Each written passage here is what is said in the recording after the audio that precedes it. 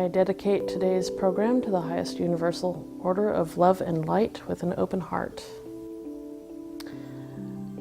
Today I would like to talk about the nature of the holographic universe and that we are a holographic receptor and how we receive and perceive energy in the universe, that we are beings of light, and how we integrate that knowledge and how we express that knowledge, how we are here to learn and love, how we are here to co-create with the light, and how we experience that.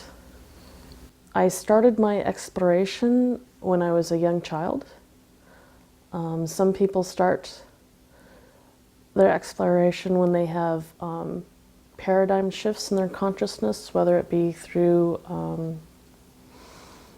being challenged with faith, or through car accidents, or through ill health, or through just mystical experiences. I came from a Scotch-Irish background where I was blessed with second sight. I have the ability to pick up empathically on other people's feelings and emotions. I have the ability to see energy fields around people, and I've been able to utilize this to help people get direction in their life in finding out what sort of modalities of careers and jobs and other things that they would like to do with their lives. I base my, shall we say, my spiritual belief system from an early age on near-death experiences, because I was not raised in a religious household. I spent my adolescence and my first college experience studying world religions so that I could understand the cultures and peoples around me and their belief system. I've noticed in the last 20 years that the healing modalities using light and energy are matching up the descriptions of what people were explaining, what they'd seen and experienced on the other side. So I'm beginning to suspect that we are actually physically manifesting heaven on earth from a physical perspective, not just only a spiritual perspective. The parallel course between people who practice magic and the people who practice quantum science, there is one thing that both sides of the fence come together on, and I don't believe they understand this. In magic, it is more or less required that you do not allow other people to touch your tools or observe your magical workings, because somebody else's observation of that can skew your results. Well, in quantum science, in quantum physics, the scientists themselves can skew their own results. I think that is where the meeting grounds between science and religion are. The universal field actually reacts to thought because it has its own innate intelligence. This is the field from which we have emerged and which we will emerge back into. There are two fields, an L field and a T field. The T field cannot be measured, but it's considered to be a form of a thought field. And then there is the L field, which can be measured, which is the form of electromagnetics. The universal field is an innately intelligence field. It's aware of itself. We emerge from it, we return to it, we can interact with it, we can create with it, and we can create our reality with it if we ask it to help us create with it. We have evolved to the point with our own minds to be able to impinge with our own intelligence on actual matter. The most recent thing that I've remembered is that we find ourselves in a time where a lot of people in our lives are in crisis, and we wonder how we can help our neighbors when we ourselves are just floating above survival level. Because we're beings of light, because we're able to be co-creators with divinity, with the universe, and because the universe is a benevolent place, and because it's an intelligent place, because it has created us, because it listens to us, because it dialogues with us, because we dialogue with it, we are able to help our neighbors by merely sitting quietly for a moment and asking with intent, can you help this neighbor in this situation? If they can't live in their home, please take them to a safer home and in a safer place. Or the guy across the street can't feed his family. Can you please help them find an opportunity so that their family can be fed? Or those people on television aren't living in a safe place. Please help their community become a safer place. Reality is manifesting very quickly for people now. Try not to react with fear and anger when you see things that alarm you. You can affect reality. If people with near-death experiences are relating healing techniques that they're seeing on the other side, and we're now seeing manifestation of that on this side in the last 20 years, and it's been practiced more and more, then there's absolutely no reason not to be able to do more things for more people besides healing. There are ecological things going on in the world. There are people that are animal communicators that are trying to communicate to animals to remove themselves from areas that are being devastated. But we also have to consciously, with intent, try different modalities to take care of our needs so that we're not, 1, polluting the planet, 2, depleting the resources of this planet that we actually need for our own health, because we resonate with the energy that we're removing out of the planet. We also need to be able not to be poisoning ourselves with these resources when we manufacture them in a different form. I suggest, because we're very intelligent creatures, that we actually sit down and ask ourselves, how is this going to affect ourselves and our society? We have already the knowledge and the chemical structures on the organic side effects of every compound that we've come up in the chemical industries and in the petroleum industries, in the mineral industries, and all the other manufacturing industries of all the man-made stuff on plants and animals and humans. And we need to just sit down and say, where do we need to go from here and what we need to stop doing. Now with intent, we can come up with something better for ourselves. We are stuck on this planet because there are 64 elements that are created in this planet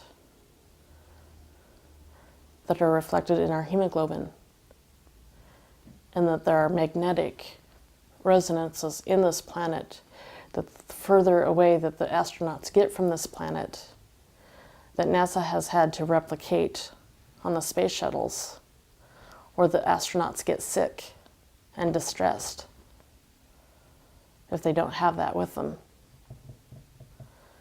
And so we can't do space flight without those. And if we destroy and mine these things out of our planet, we are literally shooting ourselves in the foot. We are part of this planet whether we like it or not. And we need to preserve this planet or we're going to die as a species.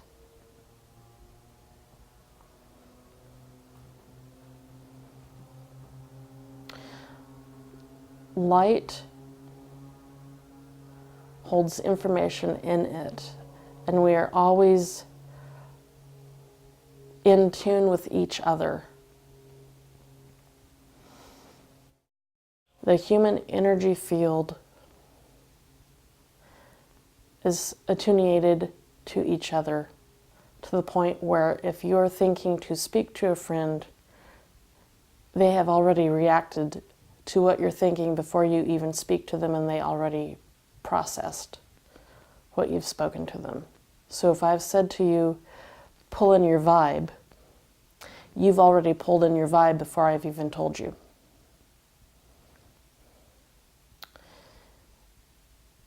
Human beings are that interconnected. If we are looking at being holographic receptors, and that the universe really is a non-local sentient being, holograms want to be whole, but we've separated out from each other in a cultural sense, a religious sense, and a political sense. We are trying to keep dividing ourselves when we can't. We need to start integrating ourselves as a whole. By doing that, by reintegrating ourselves as a whole, we can do this by healing, we can do this by co-creating, we can do this by starting to come together as communities and starting to come together as light workers. When you speak to someone and see them clearly and listen clearly with your heart. When nations speak to each other, they're not speaking with their hearts. When nations are afraid, they shout, they raise their fists, they point their fingers, they say, you. They're acting out of fear.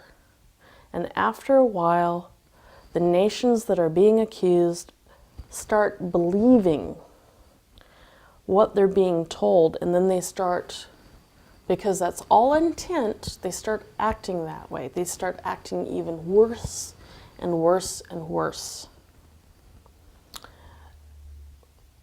You don't do that to each other at the dinner table. Then why are you doing it on the same planet? We're living on the same planet, and we need to start sharing.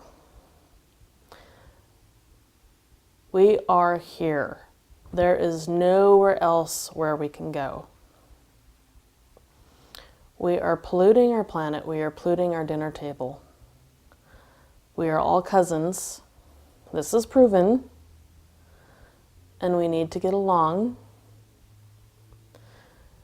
We are killing each other. We are polluting each other's backyards.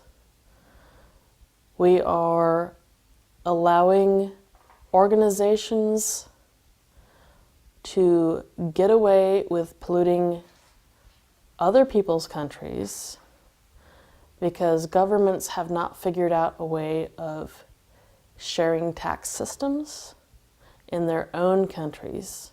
So they have to allow other companies from other countries to come in and mine their resources. This is one planet. We need to figure out a way to share our resources. We do have a population problem. Our population problem, we have an environment problem, and that also comes into an economic problem.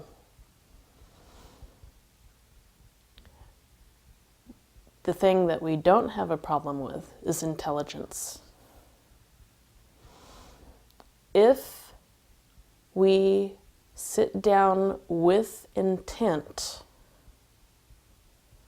and we intend to solve the ecological problems of this planet, and we all agree on that, and then we can sit down with the intent to solve the disagreements of borders and solve the disagreements of cultures and religions and ideologies, maybe we can survive. But right now, we are circling the drain. We need to come together and understand that we truly are at a crisis point. And we need to decide to stand up for ourselves and say, hey, we can't do this anymore the way that our fathers did it and our grandfathers did it and those people before them. The universe is a benevolent place, but we need to start taking care of ourselves. Since the 1960s, we have been praying for world peace, but instead we've gotten world wars. We've been praying for the starving in the world, but we've had more famine. Our thoughts are a continuum. We have to understand that we need to have balance. Why don't we pray for abundance and fairness and balance for everybody and not just one aspect for one people, and see how that affects the entire planet? As I was pointing out to my producer, the Earth's magnetic force will be gone in 150 years. We're either going to have to come together as a community and strengthen our own electromagnetic field so that we don't die from solar radiation, cosmic rays, or we're going to have to come up with a synthetic magnetic field, and we're definitely going to have to come together as a community to survive as a species. So I think we'd better get our act together, and we'd better come together, or we're gone. Prayer does not work. But I have found in the decades that I've been alive that trying to commune with the universal field does work if you look at it as a private, personal relationship, as though you were speaking to a parent, and much better if you are speaking to a lover or a spouse and say, hey, I need some information, or hey, can you help me? Or hey, can you lead me to X, Y, or Z? Things do come through if you do that. But it will work. A lot of people have noticed, those who are involved in metaphysics or those who are involved in higher thinking, as it were, have noticed that the ability to manifest things, or some people call it space-time continuum or evolution or whatever, dimensional shifts, have noticed that manifesting things have come a lot faster. I agree with them. A lot of people call it the 2012 thing, Mayan calendar ending, fractals. That's all fine and dandy. I think that human beings are evolving. I think that there has been interdimensional shifts. I think that our ability to communicate with the universe or that which created us has come along nicely. I don't think that we need shamans. I don't think that we need priests to intercede for us anymore. I think that we're able to interface directly with the divine. I do think that we need to be more truthful and honest with ourselves and inside ourselves, to be more truthful and honest with the universe at large, so that we can help ourselves and our communities and our neighbors. But first we have to be honest with ourselves. And then we have to be honest with the people around us, and then we have to be honest with our nations and other nations. And we have to be honest that we are kind of in stuck mode. And we have to be honest that we are staring down the barrel of a gun and we need to unload it.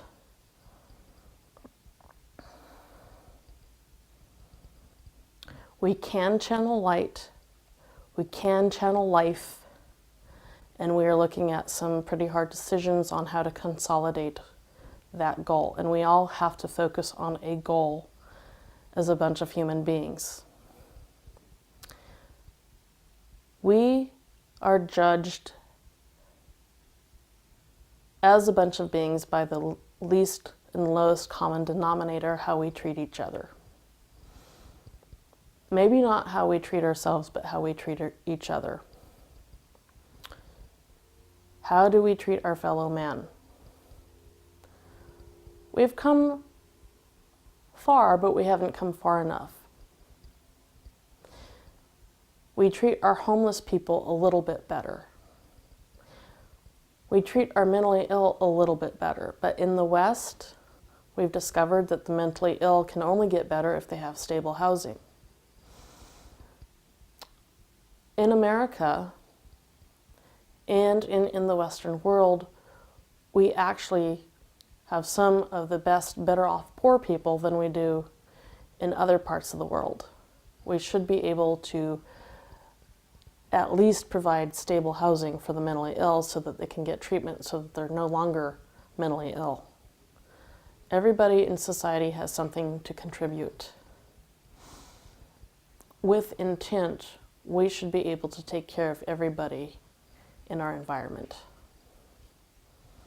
With intent, everybody on this planet has something to contribute. In Western society, people have something to contribute. In Eastern society, people have something to contribute, and we all need to remember that. The universe is a benevolent place, and we need to emulate it. We need to understand that we come from a benevolent place. We need to open our hearts to each other.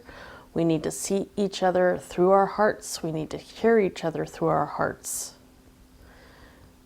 We need to understand that all life is sacred. We need to understand that being fair to each other and sharing is very important. That life here is just a blink of an eye. That we need to understand that we go back to the light, that we emerge from the light, that is one continuous flow, and that we ascend, and that we come back. That sooner or later we will not be coming back into this dimension, that all of us are going to be going. We're all going to ascend. But in order to do this, we all need to sit down at the same table and with intent, share. We need to share our energy, we need to share our light, we need to share how we're going to take care of this planet and how we're going to take care of each other. And our planet basically is running out of time. And we need to extend that time, and we need to extend the grace and mercy towards each other. The universe is benevolent, and we're going to have an ascension, whether we want it or not, and we need to know and understand how we're going to do that, and we need to agree how we're going to do that, and with intent. And we will all do it in plain view and in the light with each other. There are changes going on that are causing people to be very afraid. There are earth changes going on with earthquakes, natural disasters, man-made disasters, political disasters, media manipulations, subterfuge, and so forth. We need to, with intent, guide ourselves as human beings to the most positive future that we can take with us. And the only thing that we can take with us into the future, and from lifetime to lifetime and lifetime to between lifetime, whether it be into death, into paradise, into heaven, or into ascension, universe to universe, dimension to dimension, is love and intelligence and information and knowledge.